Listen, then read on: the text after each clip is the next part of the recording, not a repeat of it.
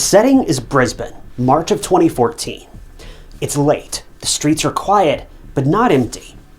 Under the glow of street lamps, a young woman makes her way home from the library. She's tired, but she's focused, and she's only a few minutes away from safety. Her name is Sophie Collombet, just 21 years old, bright, ambitious, and thousands of miles from her family back in France, chasing her dream of a future in business. But that night, Sophie never makes it home. The next morning, she's found brutally murdered in a riverside rotunda. No witnesses, no clear answers, just a violent mystery that will shake the city to its core and leave everyone asking, why Sophie?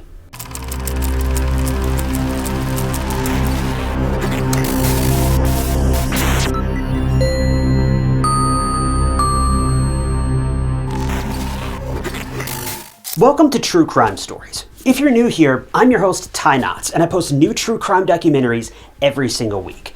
We try to avoid all the AI nonsense as much as possible and just stick with old-fashioned true crime. So if that's your thing, consider hitting that subscribe button. It's totally free. It just lets you know when I post new cases. Sophie Collombet was originally from a small village in the French Alps. According to her parents, Guy and Corinne, Sophie was defined as a hardworking and gentle woman. She loved exploring new places and meeting new people. It was literally her dream to travel the world, so it was no surprise that she and her boyfriend Boris decided to go to Australia to study abroad. Sophie had landed in Australia in February of 2013, a year before the tragedy of today's case took place, and she enrolled in Griffith University in Queensland, where she studied business. Sophie was a very bubbly person. She had tons of friends. She was always incredibly cheery, sometimes even a little over the top, but that's what everyone loved about her. Even the people she attended classes with knew of her and always spoke of her well. Sophie also worked as a door-to-door salesperson, the perfect job for someone with such an outgoing personality. And she also taught French at one point. She was just your typical student who was excited to be in a different place other than her home, but she was also trying to make ends meet. But even though Sophie loved traveling, it wasn't long until she was hit with the familiar feeling of homesickness. She missed her family and friends back in France. And sure, she had friends here too, as well as her boyfriend, Boris. But things were about to change. Since Sophie and Boris were both students on visas, Boris's time was up first, and he had to go back to France. So Sophie was left alone, and not wanting to stay behind in a foreign country all by herself, she decided to go back to France to reunite with her boyfriend and family. So at the time of this case, Sophie was trying to make as much money as possible to buy that ticket back home. She had made plans to return to France in June, but she would never board that flight, because in the darkness of one fateful night, Sophie's life would take an unexpected turn. March 27th of 2014 was just another day for Sophie. She had classes in the evening, and then she would take the same route back home every single day. So it wasn't like Sophie was in an unfamiliar place. She had taken this route for quite some time now. According to CCTV and the police retracing Sophie's steps, she left Griffith University's Nathan campus at around 8:30 p.m. She normally took a bus from the university to the Cultural Center, and on this fateful day, the investigators believed that she did the same. After the bus dropped Sophie off, she walked along the quiet and beautiful walkway overlooking the Brisbane River. Sophie lived in the View apartments, which were across from the Brisbane River, and to get to the other side, Sophie needed to take the route of the Go-Between Bridge. But Sophie never made it to the bridge, and she was last seen at 9 p.m. on Kurilpa Bridge, which is just a few minutes away from William Jolly Bridge. There were lots of bridges and they basically all connected to one another, but somewhere along her walk by the Brisbane River and the William Jolly Bridge, Sophie was abducted. A couple hours later, which was actually the next day, on March 28th, at around 6 a.m., it had just rained, and a few joggers and passers-by were in the Kurilpa Park area for a jog or walking their dogs. Many people walked by a rotunda, which is basically a structure with a curved or domed roof and wooden pillars on the sides. But as they passed by, a lot of people saw what looked like a homeless person on the ground, asleep in the rotunda. The person was covered up with a jacket and a couple of newspapers. No one stopped to take a look at the person, and from far away, everyone thought it was just a homeless person who was just getting some shut-eye. But they'd be wrong. It wasn't until 6 a.m. when either a jogger or another homeless person actually approached this sleeping person under the rotunda. They tried to shake the person awake, and when they did, they were left utterly speechless, because underneath the newspaper and jacket was the disrobed and lifeless, not sleeping, body of a woman. It was so difficult to even make out the details because her face was covered in injuries. She'd been beaten within an inch of her life, and it was horrific. Elsewhere, thousands of miles away in France, Boris was on his computer scrolling through social media when he came across some photos. They were pictures of jewelry, and right away, Boris recognized all of the pieces of jewelry. They belonged to his girlfriend, Sophie. But was this post from some random person on the internet selling her jewelry? Well, no. The post was made by none other than the Brisbane police back in Australia. They had posted pictures of the jewelry of a woman that was found murdered in that Brisbane park. Boris couldn't believe his eyes. It couldn't be Sophie. But he knew that he had to contact the police because as much as he didn't want to believe it, the jewelry was Sophie's. So Boris got in touch with the Brisbane police and he told them everything. The jewelry indeed belonged to his 21-year-old girlfriend, Sophie Collombet. And now the investigators had news for him, which would honestly change his life forever. The love of his life, his girlfriend, Sophie Collombet, was now gone, and she had been murdered. The detectives and emergency services were immediately called to the park area, and they were baffled by the scene in front of them. This park was a very public place, so sure, it could be a bit haunting during the night, but it wasn't exactly what you would call a remote area. People literally walked in this area all day and all night, but the night that Sophie was walking back home, it was raining heavily, which is why there weren't as many people around. But second, the investigators were taken aback by the sheer brutality of Sophie's crime. After Boris reached out to the police, investigators finally knew who this woman was, and that made everyone all the more fearful. See, Brisbane had been plagued by a series of attacks on foreign exchange students, so the police were afraid that it was the doing of a serial killer or something. But before they could correlate the crimes, they wanted to look for more evidence. First, Sophie's body was taken away for an autopsy, and it was found that she had been severely attacked. It was slow, and it was painful and tormenting. She had several defensive wounds on her body, and injuries totaled about 130, which is just insane. Also, if the way Sophie's body was found wasn't confirmation enough, the crime also took a perverse turn, as she was taken advantage of. The investigators managed to obtain DNA from underneath Sophie's fingernails, and they kept it with them for the time being. But meanwhile, they needed to get to the bottom of this case. A student from France was mercilessly killed by someone, and they needed to find the perpetrator as soon as possible. Because what if they strike again? What if someone else gets hurt? Sophie's family was also soon made aware of their daughter's tragic and untimely passing, and they genuinely couldn't believe it. Now, every parent is worried to some extent, especially when their kids all go off to another country to study or to work, but never in their wildest dreams did Sophie's parents imagine that something like this would happen to her. She'd been living in Australia for about a year now, and everything was going well. So where and how did everything go wrong? Even Sophie's friend Nancy, who was also with Sophie the night that she took that bus back towards her house, was having a hard time wrapping her head around this senseless attack on a girl who was just a loving, sweet, and quiet soul who worked hard and kept her head down. Well, the detectives had to start somewhere, and they began with a homeless shelter. Now, I don't know what led the investigators here, but they were on the right track. Maybe it was near the place where Sophie was attacked or dumped or something else, we're not really sure. But regardless, the police went to a Catholic hostel for homeless men, and it was pretty bizarre from the get-go. The investigators found out that the men, who were mostly criminal offenders who were recently paroled, lived in the hostel, and they had a curfew. But one of the men living in that hostel always breached these conditions. Although it wasn't like the hostel was taking any strict measures against this man. He was basically allowed to do whatever he wanted without consequence.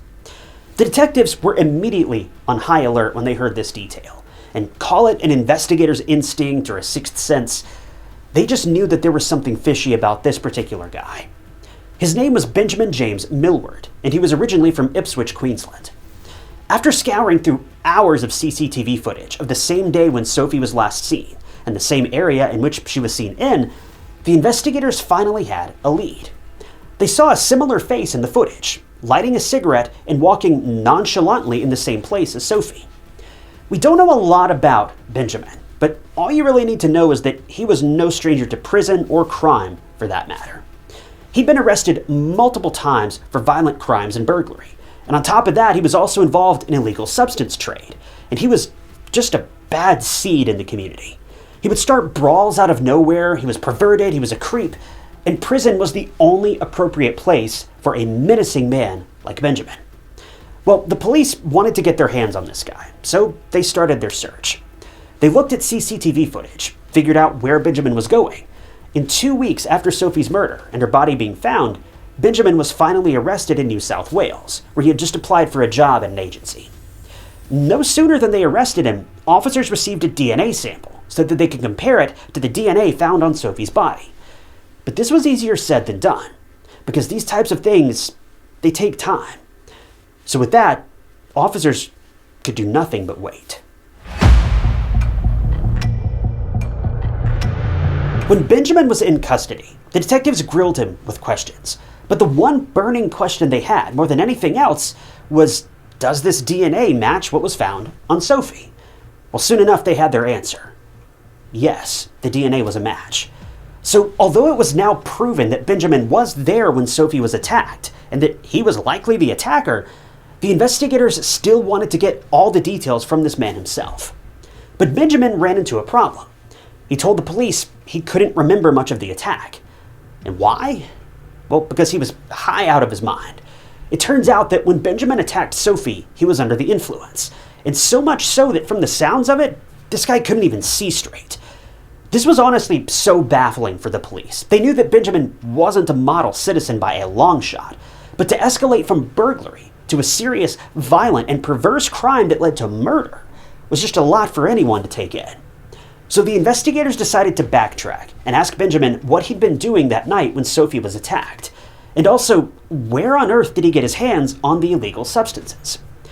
Well, Benjamin stated that he was living in the aforementioned hostel after being released from prison.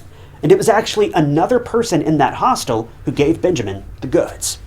But he admitted to the detectives that he frequently broke curfew and left the facility at all hours of the night, but never got in trouble for it. He also admitted to just straight up never coming home at one point and just staying out doing whatever he wanted, however long he wanted. The authorities not once seemed to notice, and if they did, they certainly didn't mind. Now, you might be thinking, where was Benjamin going so late at night? Well, more often than not, he was out getting drunk with his friends. The night that Sophie was attacked, he was with another friend at his apartment, and he spent the entire day sharing illegal goods with his friend and drinking. He recalled that on this particular night, he left his friend's apartment and he crossed paths with Sophie, but the rest of the details in his mind were hazy. During his questioning in custody, Benjamin claimed that he doesn't remember all of the details of the attack, but what he does remember is taking advantage of Sophie. He remembers assaulting her as well, but certainly not claiming her life. What was most tragic of all is that he remembers clear as day that he never had a weapon with him, meaning he chose to end her life with his bare hands. And do I need to remind you that he was just doing this randomly? He attacked Sophie not because she did anything to provoke him, but for no reason at all, only because he crossed paths with her. It is just so frightening to even think about how Sophie must have been feeling. It was raining, she was going home after classes, and out of the blue she's attacked by this guy who is very clearly deranged and hopped up on who knows what. I can't even imagine the fear. But something else that Benjamin divulged is really going to make you angry, as it did everyone. It turns out when Benjamin was finished with his crime, he left Sophie there alive. While he claims that he only remembers certain hazy details of the crime, he clearly remembers that for a fact she was alive when he left her there.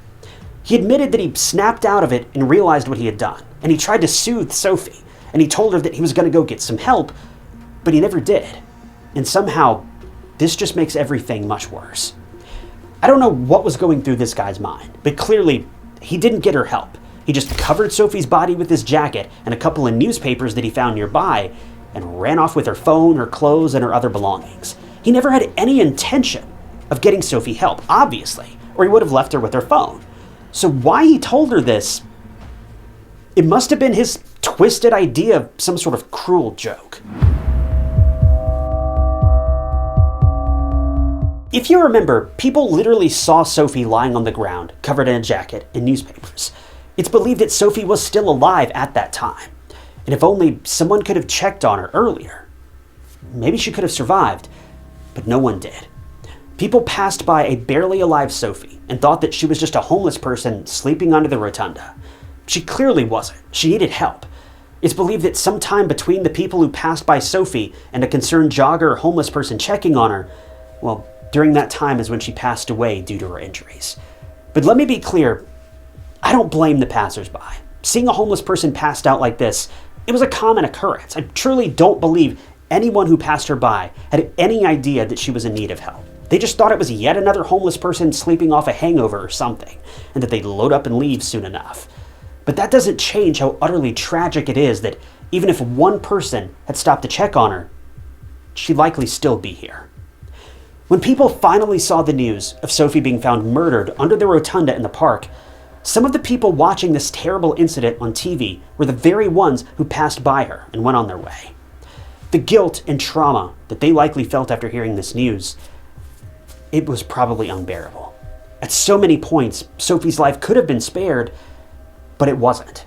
And that's reality that every last one of these passersby is going to have to live with. This is the reality that Sophie's family is going to have to live with, knowing that dozens upon dozens of people could have saved their daughter, but they didn't. The police charged Benjamin Millward with the assault and murder of 21-year-old Sophie Collombet, and he was awaiting trial. But before the trial actually happened, Benjamin pleaded guilty to all of the charges, and thank God for that. This decision helped to spare Sophie's family from having to go through this ordeal all over again and sit there and listen to how their daughter lost her life at the hands of a stranger. Benjamin's defense attorney stated that his client was very remorseful for what he had done and even apologized to Sophie's family via a written apology letter. Benjamin was also seen in court with his head down and tears streaming down his face. But if only sorry could bring back what that grieving family lost. But it can't. In a weird sort of way, it warms my heart to see Benjamin suffering the way that he was, because it proves he's still capable of feeling something. It proves he's not just some hollow monster. He's just a man who made a horrible, deplorable choice. But the fact that he realizes the gravity of what he's done, it means there's still hope that he can turn his life around, albeit at the cost of claiming Sophie's. And while that's not justice, I don't know, at least it's something. In the end, Benjamin was sentenced to life in prison with a minimum of 20 years for Sophie's murder. And he was also given a concurrent 15-year sentence for the assault that Sophie endured before her passing. So after about 20 years, there's a good chance Benjamin will likely see the free world again. Sophie's family was there in the courthouse when Benjamin was getting sentenced.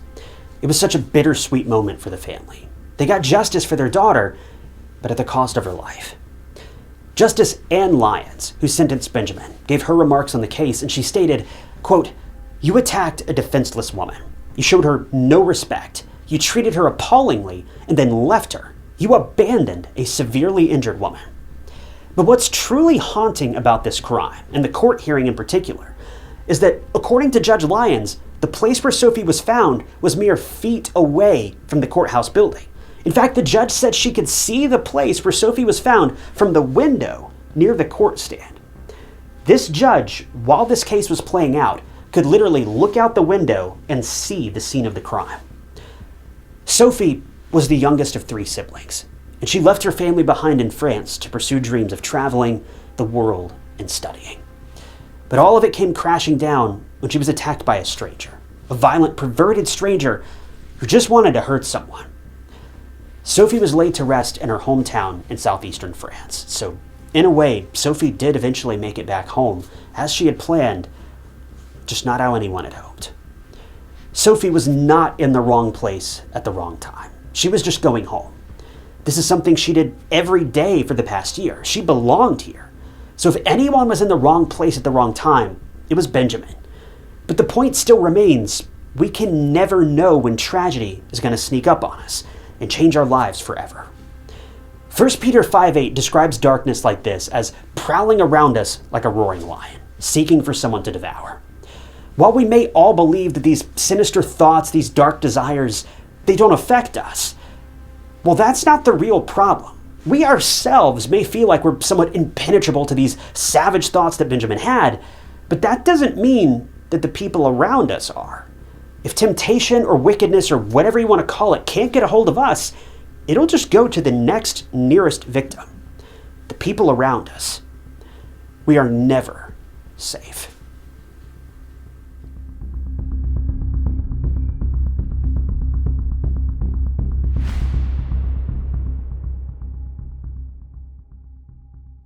Thank you guys for tuning in to another episode of True Crime Stories. I wanted to give a special thank you to a couple channel members, including Comedy Generation and Sasha Smith. If you also want to become a member of the channel, you'll gain access to new videos sometimes days or weeks before they're uploaded to the public. And it's a great way to support the channel and help out. And I appreciate all of you guys that have decided to do that. If you want to join, you can click that big join button below the video or find a link down in the description. And don't forget, the new True Crime Stories It's Never a Mannequin t-shirt is available now at the link below. And every purchase helps support the channel and you get a really cool shirt in return. But as always, if you enjoyed this video, check out this other interesting case I covered. And don't forget to subscribe. It's totally free and just keeps you up to date with all my future cases. But my name is Ty Knotts, and I'll catch you guys in the next one.